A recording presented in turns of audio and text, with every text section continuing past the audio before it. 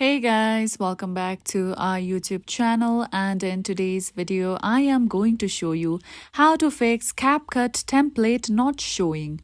So in order to fix your issue, first of all launch App Store or Google Play Store on your mobile device.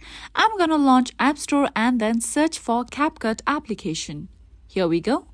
Then tap on the app on top.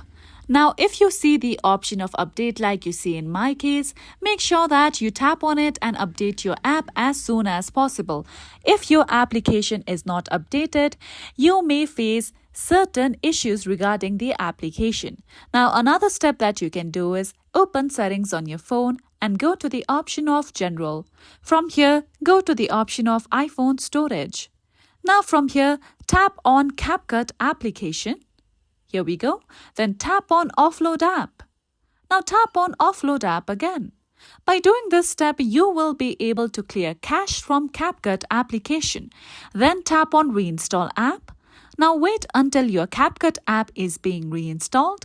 Then if you open your Capcut application again, your problem will be fixed. And that's it for today. At last, don't forget to subscribe to our channel.